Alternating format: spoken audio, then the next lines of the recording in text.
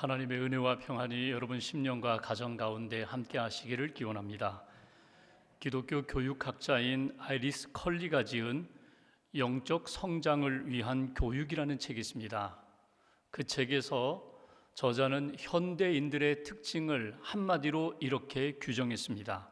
평안이 없는 사람들, 평안이 없는 사람들이 오늘 현대인들의 대표적인 모습이라는 것입니다.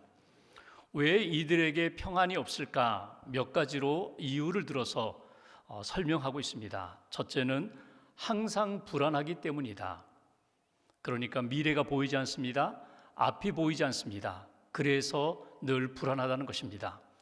성공해도 불안하고 실패해도 불안합니다. 결혼해도 불안하고 결혼하지 않아도 불안합니다. 늘 불안 가운데 살아갑니다. 그래서 이 불안을 해결하고자 여러 가지 방법을 동원합니다.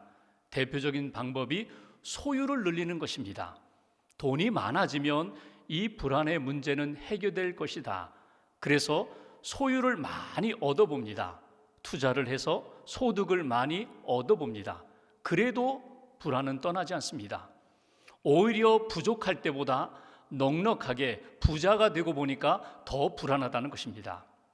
두 번째로 항상 적개심에 붙들려 있기 때문에 불안하다. 누군가를 미워하고 있다는 것입니다.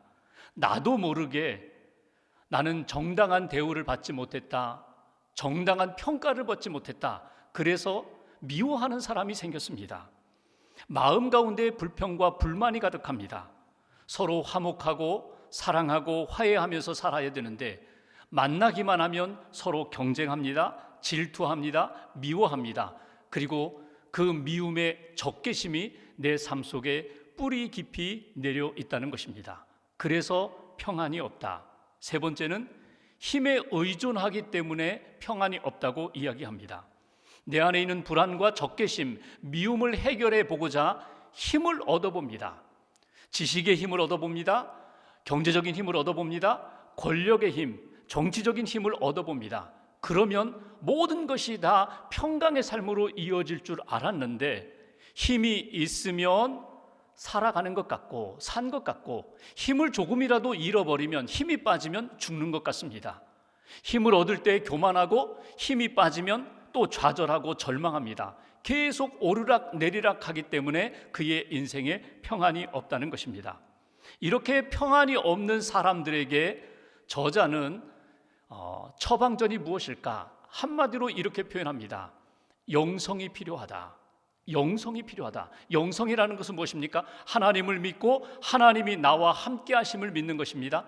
내 안에 예수님이 계시고 내 안에 성령님이 계셔서 그분이 나를 다스리시고 인도하시는 그런 삶, 그분의 인도함을 따라서 살아가는 삶, 그런 삶이 우리에게 필요하다는 것입니다.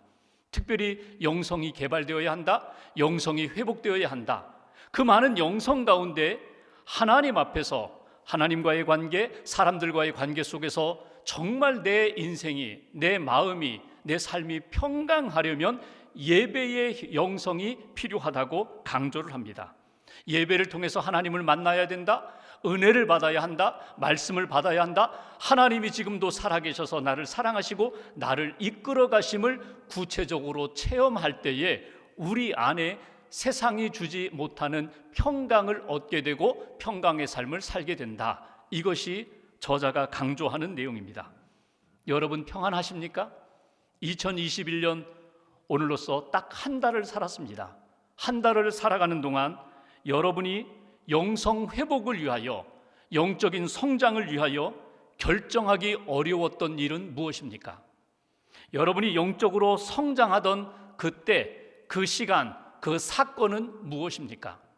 오늘 우리는 이삭을 만나게 됩니다. 이삭이 그랄 땅에서 살았습니다. 그랄 땅에 살던 이삭이 어느 날 갑자기 브엘세바로 올라가는 것입니다.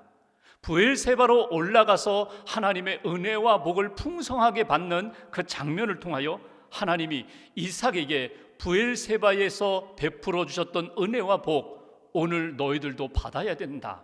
이 은혜 가운데 살아야 된다. 오늘 주시는 하나님의 말씀을 우리가 듣고자 합니다. 먼저 23절, 24절 말씀 봉독합니다. 제가 봉독합니다. 이삭이 거기서부터 그랄 땅에서 브엘세바로 올라갔더니 그 밤에, 여기 그 밤이라는 것은 브엘세바에 올라간 그날 밤입니다. 여호와께서 그에게 나타나 이르시되 나는 내 아버지 아브라함의 하나님이니 두려워하지 말라.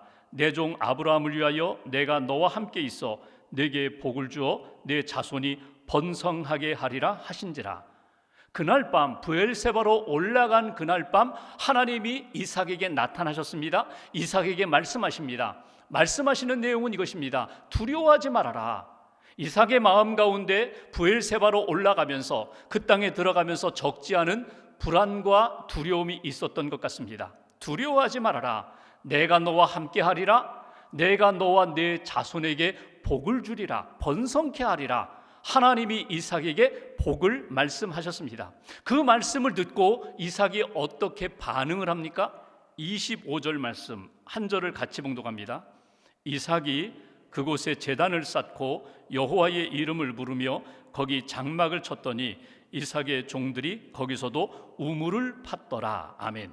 이삭이 하나님을 만나고 하나님의 말씀을 듣고 그가 곧 무엇을 했는가? 브엘세바, 자기가 정착한 그 땅에 제단을 쌓고 하나님의 이름을 부르고 그 다음에 장막을 짓고 우물을 팠다. 이것이 오늘 브엘세바에 올라간, 브엘세바 땅에 들어간 이삭이 행한 모습입니다. 여기서 우리에게 주시는 첫 번째 메시지가 있습니다. 브엘세바로 올라간 이삭의 신앙의 모습을 통하여 우리에게 원하시는 하나님의 마음이 무엇일까? 이삭처럼 너도 예배의 자리를 회복해야 한다는 것, 이것이 오늘 저와 여러분들에게 주신 첫 번째 메시지입니다. 하나님이 우리에게 원하시는 영성, 예배의 영성을 회복해야 한다는 것입니다. 이삭이 하나님을 만났습니다. 말씀을 들었습니다. 얼마나 감격했을까? 얼마나 감사했을까? 두렵고 떨림 가운데 두려워하지 말라. 내가 너와 함께 하는 거야. 아버지 아브라함에게 약속한 대로 너와 내 후손에게 복을 줄 거야. 번성케 할 거야. 내가 이 땅에서 누릴 수 있는 많은 복들을 내가 너에게 채워줄 거야. 하나님의 말씀을 듣고 감격하면서 그가 했던 일은 하나님 앞에 제단 쌓는 일을 했다는 것입니다. 예배드리는 믿음의 사람으로 세워졌다는 것입니다. 여러분, 브엘세바는 그런 의미에서 여러분 예배의 영성이 있는 곳입니다. 그랄 땅과 브엘세바를 한번 비교해 볼까요? 그랄 땅은 어떤 곳인가요? 이삭이 처음부터 그랄 땅에 정착하고 싶은 마음은 없었습니다. 흉년이 들자 아버지가 애굽으로 내려갔던 것처럼 이삭도 가족을 데리고 애굽으로 내려가고 있었어요. 그랄 땅쯤 이르렀을 때에 그것은 블레셋 지경입니다. 하나님이 이삭을 딱 붙잡고 말씀하시는 거예요. 애굽으로 내려가지 말아라. 하나님이 약속하신 땅, 하나님이 지시하는 땅에 머물러라. 그래서 그 땅에 그냥 머물렀을 뿐입니다. 그 땅에 머물면서 흉년의 때에 농사를 지었는데 100배의 결실을 얻었어요. 물질적인 복을 받았어요. 양식의 문제가 해결됐습니다. 우물을 파는데 파는 곳마다 물이 터져 나왔어요. 물의 문제가 해결됐어요. 번성했어요. 그 정도면 넉넉하지요. 문제 없지요. 르호봇의 우물을 파면서 이제는 그 땅 원주민들과 그 땅 사람들과 갈등도 없어졌습니다. 전쟁에 대한 두려움도 없어졌어요. 이 정도면 그랄 땅에서 이제는 안주하면서 편안하게 살 것 같은데 이삭의 마음 가운데 많은 것들을 얻고 채웠지만 채워지지 않는 공간이 있었다는 것입니다. 그곳이 어디입니까?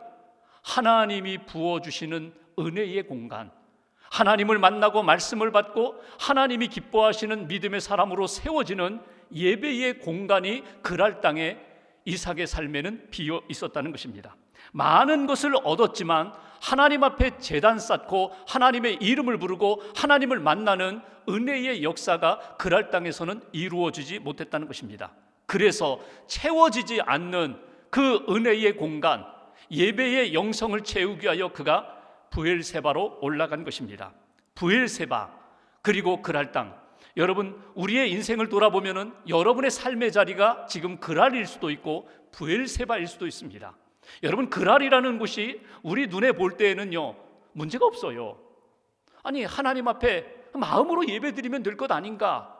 하나님을 기억하면서 하나님을 묵상하면서 그냥 이 그랄 땅에서 살면 되는 것 아닌가? 굳이 제단을 쌓고 예배드리고 하나님의 이름을 부르고 내가 헌신의 예배를 드리면서 헌신의 제사를 드리면서 그렇게 하나님을 꼭 만나야 되는가? 그랄 땅에 머물면서 그냥 안주하면서 편안하게 지낼 수 있어요. 그런데 여러분, 이 그랄 땅이 애굽은 아니지만 블레셋 지경에 있는 이 그랄 땅이 사실은 위험한 곳입니다.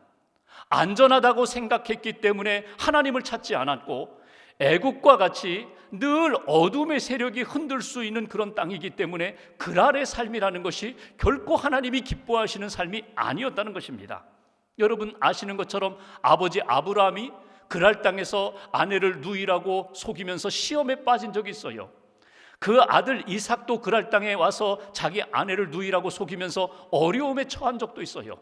언제 어디서든지 위험에 그리고 죄에 빠지기 쉬운 곳, 오늘 그 아비멜렉 왕이 우물을 빼앗아 가면서 결국 쫓아내서 결국 위기에 처할 수 있는 곳, 그곳이 바로 그랄 땅이라는 것입니다. 시기와 질투가 언제나 찾아올 수 있는 곳, 그 땅에서 오늘 이삭은 결정합니다.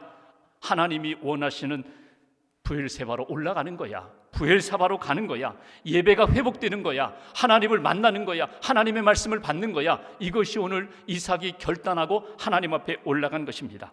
여러분의 삶의 자리가 오늘 그랄에서 브엘세바로 올라가는, 하나님과의 영적인 관계가 회복되는 믿음의 사람으로, 예배의 자리를 회복하는, 예배의 영성을 회복하는 사람으로 다시 한번 세워지기를 주님의 이름으로 기원합니다. 오늘 성경은 이렇게 표현하고 있습니다. 그가 브엘세바로 올라갔다. 지형적으로 보면은요, 그랄이라는 지역과 브엘세바를 비교해 보면요, 150여 미터나 브엘세바가 더 낮아요. 그러니까 사해 근방에 있기 때문에 더 낮아요. 그러니까 걸어가는 길로 이야기하면 내려가는 길입니다.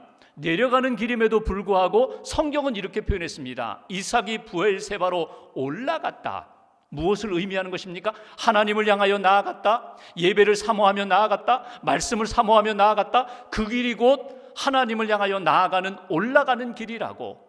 애굽을 향하여 내려가는 인생이 아니라 하나님을 향하여, 가나안 땅을 향하여, 그리고 브엘세바를 향하여 올라가는 인생, 예배하는 인생, 이것이 복된 인생이라고 우리에게 가르쳐주고 있습니다. A.W. 토저 목사님이 쓰신 글에 보면은 모든 그리스도인들의 삶이 이렇게 어렵고 실패하는 이유가 무엇일까? 분명히 예수 믿었어요.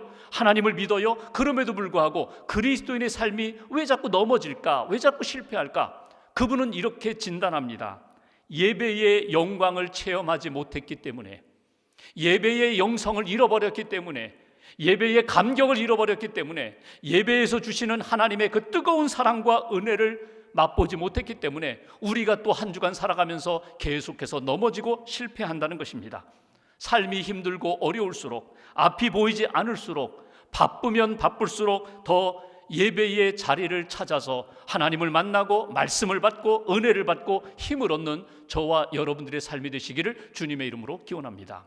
두 번째로 26절 이하를 보면은 그 브엘세바에 들어온 이삭에게 한 사람이 찾아옵니다.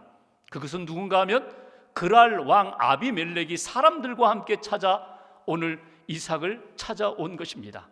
왜 당신이 나에게 찾아왔습니까? 묻자 아비멜렉의 말을 들어보십시오. 28절 말씀 보겠습니다. 28절 함께 봉독하겠습니다. 그들이 이르되 여호와께서 너와 함께 계심을 우리가 분명히 보았으므로 우리의 사이 곧 우리와 너 사이에 맹세하여 너와 계약을 맺으리라 말하였노라. 여기 보시면 여호와께서 너와 함께 계심을 우리가 분명히 보았다. 그래서 내가 찾아왔다. 여기 너와 우리 사이, 우리와 너 사이에 맹세하여 계약을 맺기 위하여, 평화협정을 맺기 위하여 너에게 찾아왔다고 그렇게 이야기합니다. 그 이야기를 듣고 이삭이 어떻게 합니까? 환대하죠. 잔치를 베풉니다. 그리고 평화 조약, 계약을 맺습니다. 그리고 그들이 평안 가운데, 아비멜렉과 그 일행들이 평안 가운데 돌아가게 그렇게 인도해 줍니다. 여기서 우리에게 주시는 두 번째 메시지가 있어요. 예배의 영성을 회복한 사람, 하나님과의 관계, 수직적인 관계가 회복된 사람이 은혜를 받고 이제는 수평적인 관계, 사람들과의 관계도 사랑의 관계로 회복되어야 한다는 것입니다. 그래서 여러분, 하나님을 믿고 예배를 통하여 은혜를 받았으면 하나님이 기뻐하시는 사랑의 관계도 회복하십시오. 이것이 오늘 우리에게 주신 두 번째 메시지예요. 아비멜렉이 여기까지 찾아온 것은 아비멜렉의 생각과 판단이라고만 여러분 생각하지 마세요. 하나님이 하신 역사입니다. 하나님이 이끌어 오신 역사입니다. 아비멜렉과 이삭의 관계 가운데 이삭에게 분명히 무엇인가 깨닫게 해주시고 무엇인가 주시고자 하는 메시지가 있기 때문에 아비멜렉을 이끌어서 오늘 이삭 앞으로 인도하신 하나님의 역사였다는 것입니다. 오늘 아비멜렉을 만나자마자 이삭이 던졌던 질문이 있어요. 한번 27절 말씀 보실까요? 만나자마자 이삭이 무엇이라고 말합니까? 27절, 이삭이 그들에게 이르되 너희가 나를 미워하여 나에게 너희를 떠나게 하였거늘 어찌하여 내게 왔느냐. 여러분, 27절 말씀을 읽으면서 이삭의 감정, 이삭의 마음을 한번 느껴보십시오. 지금 이삭이 어떤 상태일까요? 이삭의 마음이 편하지가 않아요. 이삭의 마음이 지금 아비멜렉 그 일행을 만나면서 뭔가 불편해요. 상처가 보여요. 가시가 보여요. 그러니까 그랄 땅에서 우물 파면 와서 빼앗고 또 우물 파면 와서 빼앗고, 이삭은 양보했습니다. 계속 양보했습니다. 사랑으로 양보하고 내려놓고 떠나고 내려놓고 떠났지만 결국 그가 브엘세베 땅에 오늘 이렇게 들어왔지만 다시금 자기를 찾아온 아비멜렉과 그의 일행을 바라보면서 첫 번째 가졌던 마음과 생각은 편하지 않다는 거예요. 여러분, 무엇이 느껴지세요? 자기는 양보하고 떠나고 그렇게 사랑으로 계속해서 공급했는데 그렇게 떠나면서 양보하면서 사랑하면서 내가 적지 않은 상처를 받았다는 거예요.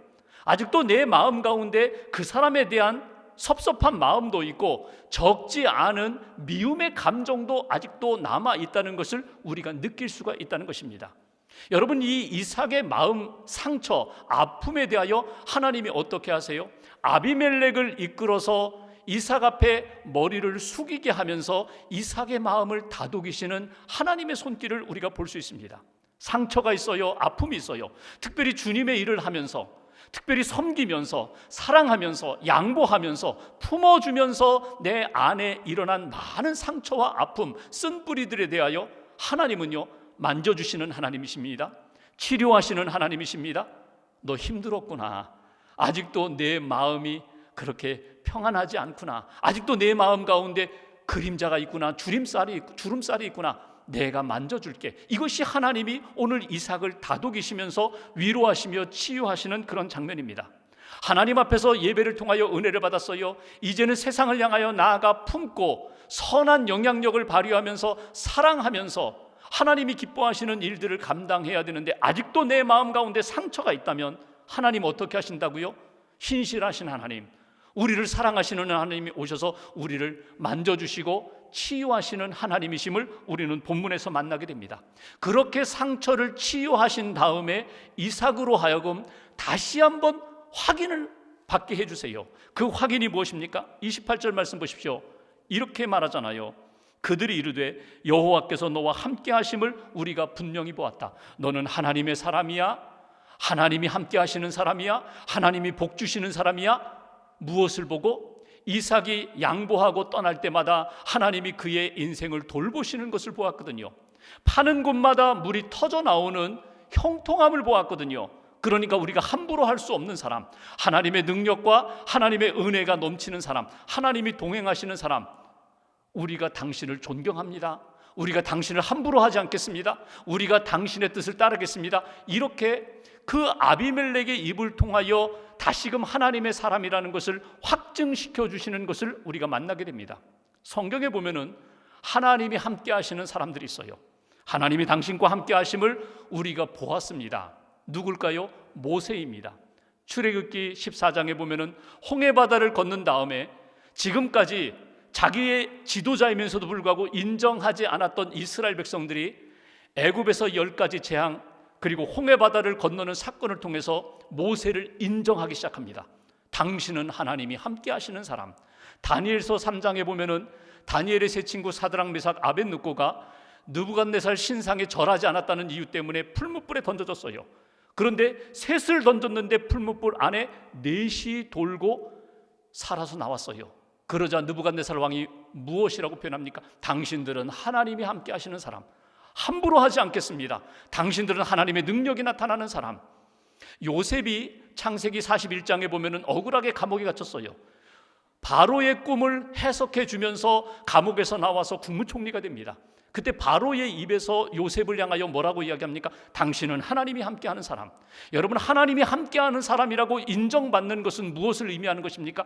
하나님의 능력이 있는 사람, 하나님이 동행하시는 사람, 우리가 함부로 할 수 없는 사람. 오늘 이 아비멜렉 왕이 이삭에 대하여 그렇게 표현했다는 것입니다. 우리가 함부로 할 수 없습니다. 29절 말씀 보십시오. 당신은 이렇게 하나님과 함께하는 사람이기 때문에, 힘 있는 사람이기 때문에 너는 우리를 해하지 말라. 우리를 해치지 마십시오. 그리고 끝에 보면은 이제 너는 여호와께 복을 받은 자이니라. 당신은 복 받은 사람입니다.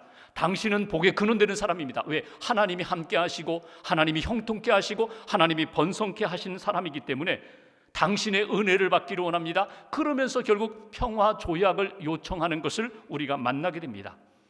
과거에도 복을 받았지만 미래에도 하나님이 복을 주시겠지만 지금 현장에서, 지금 이 현재의 시간 가운데 당신은 복 받은 사람입니다. 여러분, 우리가 그렇게 되기를 하나님이 원하신다는 거예요. 아니, 우리가 그런 사람이라는 거예요.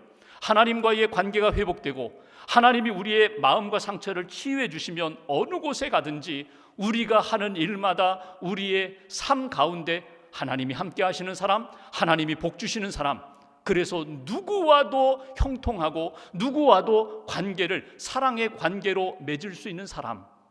이 말씀은 잠언 16장 7절의 말씀과 같은 의미의 말씀입니다. 사람의 행위가 여호와를 기쁘시게 하면 그 사람의 원수라도 그와 더불어 화목하게 하시느니라. 하나님이 기뻐하시는 믿음의 사람으로, 사랑의 사람으로 용서받고 치유받은 사람이 되었다면 누구와도 화목하도록 하나님이 은혜를 부어주신다는 거예요. 사랑의 관계를 회복시켜 주신다. 이것이 오늘 이삭이 받은 복이고 저와 여러분들이 사모해야 할 복이라고 오늘 성경은 우리에게 가르쳐주고 있습니다. 여러분, 이삭이 아비멜렉을 환대하며 대접하며 그리고 평화조약을 맺었던 것처럼 하나님이 우리에게 은혜를 주셔서 여러분 모든 사람들을 사랑하고 용서하고 품고 섬길 수 있는 사랑의 풍성한 영성이 저와 여러분들의 삶 가운데 다시 한번 회복되기를 주님의 이름으로 기원합니다. 마지막 32절 33절 말씀 보십시오. 32절 33절 두 절을 같이 봉독하겠습니다. 그날에 이삭의 종들이 자기들이 판 우물에 대하여 이삭에게 와서 알리어 이르되 우리가 물을 얻었나이다 하매 그가 그 이름을 세바라 한지라. 그러므로 그 성읍 이름이 오늘까지 부엘세바더라. 아멘. 여기 세바라는 말은 맹세라는 말이고요, 부엘이라는 말은 우물이라는 말입니다. 맹세의 우물이라는 거예요. 다른 말로 표현하면요, 이건 간증의 우물이라는 거예요. 하나님이 주신 은혜의 우물이라는 거예요. 하나님이 주신 회복의 사건을 경험한 확증이 되는, 표가 되는, 사인이 되는 우물이라고, 맹세의 우물이라고 그렇게 일컬었습니다. 근데 여러분, 이것은 이삭의 종들이 지금 처음 판 우물이 아닙니다. 그의 아버지 아브라함이 창세기 21장에 보면은 그 하나님이 기뻐하시는 부엘세바에서 우물을 파고 하나님의 은혜를 경험했던 그 자리입니다. 그런데 그동안 우물이 메말라졌었어요. 무엇인가 채워져서 거기서 물이 나오지 않았는데 오늘 이삭의 종들이 물을 파고 하나님의 은혜, 하나님께서 우리에게 필요한 것들을 채워주신 큰 사건이 되었다. 간증이 되었다. 하나님이 우리에게 보여주신 체험을 하게 되었다. 이것이 바로 부엘세바의 우물입니다. 여기서 우리에게 주신 영적인 메시지가 있어요. 하나님 앞에서 예배가 회복되고 하나님 앞에서 사랑을 받고 사랑으로 많은 사람들을 품는 사람들에게 하나님은 은혜를 부어주신다는 거예요. 특별히 우리에게 체험을 통하여, 하나님이 주시는 응답의 체험을 통하여 힘있는 신앙의 길을 걸어갈 수 있도록 도와주신다. 주님의 응답, 하나님의 응답, 말씀으로, 성령으로, 사건으로 주시는 주님의 응답을 체험하면서 살아가십시오. 이것이 오늘 우리에게 주시는 세 번째 메시지입니다. 여러분, 현실적으로 본다면요, 당시의 사람들에게 가장 필요한 것은 물이었습니다. 물만 있으면 농사 지을 수 있어요. 물만 있으면 가축을 키울 수 있어요. 그러니까 목축을 할 수 있어요. 물만 있으면 돼요. 근데 하나님이 오늘 이삭을 브엘세바에서 은혜를 베풀어 주시는 순서를 여러분 놓치지 마십시오. 어떻게? 먼저 예배의 영성을 회복하게 하시고, 사랑의 영성을 회복하게 하시고, 그 영성으로 하나님 앞에서 살아갈 때에 하나님이 우리 인생에 필요한 현실적인 문제, 물로 채워주시는, 물로 우리에게 공급해 주시는 그런 역사를 우리가 만나게 됩니다. 만약에 하나님 앞에서 영성은 없고, 믿음의 영성, 사랑의 영성은 없고 물만 주어진다면 어떻게 될까요?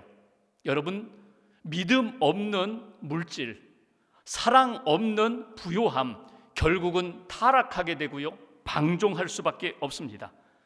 하나님은 우리에게 원하시는 것이 믿음을 회복하고 사랑을 회복하고 하나님이 우리에게 필요한 것들을 공급해 주시는 것을 체험하면서 하나님이 나를 사랑하신다, 하나님이 나를 사용하신다, 그 은혜와 사명 가운데 살기를 하나님이 원하신다는 것입니다. 그래서 오늘도 우리가 날마다 브엘세바로 올라가야 하는 것입니다. 주님을 만나고 말씀을 듣고 은혜를 받고 또 사명을 확인하고 내게 채워주시는 그것으로 많은 사람들에게 주의 은혜를 공급하는 그런 인생, 우리의 인생 가운데 어려움은 어려울수록, 힘들면 힘들수록 더 먼저 회복해야 할 것이 하나님의 말씀에 대한 사모함입니다. 말씀을 받고 예배를 통하여 은혜를 받고 가슴이 뜨거워지고 하나님이 주시는 사명을 가지고 땅끝까지 나아가 주의 복음을 증거할 수 있는 믿음의 인생, 이것이 이삭의 삶이고 저와 여러분들에게 기대하시는 하나님의 마음입니다. 1948년 미국 캘리포니아에 해리 스나이더라는 분이 아내와 함께 햄버거집을 하나 차렸어요. 그리고 가게 이름을 인앤아웃이라고 이름을 지었어요. 두 가지 원칙을 세웠습니다. 우리 햄버거집은 고기를 얼렸다가 냉동으로다가 햄버거 만들지 않는다. 우리는 즉석 햄버거를 만든다. 신선한 재료를 사용한다. 또 하나의 원칙은 햄버거를 싸는 그 종이나 일회용 컵 그 안에 컵 밑에다가 성경 구절을 새겨 넣는다. 요한복음 3장 16절. 그래서 음식을 먹으면서, 햄버거를 먹으면서 이렇게 여기 뭐가 쓰여졌네? 이거 성경 구절 아니야? 사람들에게 은연중에 말씀을 만나도록 그렇게 한다. 그 기업, 믿음의 기업으로 세우는 꿈을 가지고 햄버거집을 시작했어요. 여기 인앤아웃이라는 이 상호명은 신명기 28장에 나오는 말씀, 28장 1절 2절에 이렇게 말씀하시죠. 내가 하나님의 말씀을 청종하면 내가 너희들에게 복을 주리라. 그러면서 6절에 이렇게 말씀합니다. 네가 들어와도 복을 받고 나가도 복을 받을 것이니라. 들어오고 나가고, 그게 인앤아웃입니다. 들어오고 나가고, 하나님의 말씀대로 우리가 사업을 하고 이 햄버거를 먹는 사람들도 하나님의 말씀을 붙잡고 들어와도 복을 받고 나가도 복을 받는 그런 삶이 되기를 소망하면서 사업을 세웠어요. 지금은 창업주의 손녀인 린시 스나이더가 CEO로다가 경영을 하고 있습니다. 그런데 2년 전에 이 린시라는 여성이 크리스찬 포스트지와 인터뷰를 하면서 자기 간증을 한번 소개했어요. 남들이 볼 때에는 어마어마한 부자입니다. 전혀 문제가 없을 것 같은데 이 여인의 삶은 너무나 힘들었다는 거예요. 10대 때 아버지가 갑자기 세상을 떠나셨습니다. 그러자 술과 마약에 손을 대기 시작합니다. 결혼을 했습니다. 첫 번째 남편이 너무나 학대해서 결국 첫 번째 결혼에 실패했어요. 다시 두 번째 결혼했는데 또 실패하고, 세 번째 결혼했는데 또 실패했어요. 세 번 결혼하고 세 번 실패했습니다. 그러니 그의 인생은 정말 수렁에 빠진 그런 인생이었어요. 어두움 가운데 도저히 스스로는 헤어나올 수 없는 그런 지경에까지 떨어져 버렸습니다. 꿈꿔요. 하나님 앞에 소망합니다. 하나님 저 좀 살려주십시오. 하나님 저 좀 붙들어 주십시오. 저 좀 회복시켜 주십시오. 늘 그런 마음 가지고 하나님 앞에 기도하는데 어느 날 자동차를 타고 가다가 하나님이 자기에게 말씀을 들려주시는 거예요. 말씀이 생각나게 해주시는 거예요. 그 말씀은 마음이 상한 자를 고치며 포로된 자에게 자유를, 갇힌 자에게 노임을 선포하라.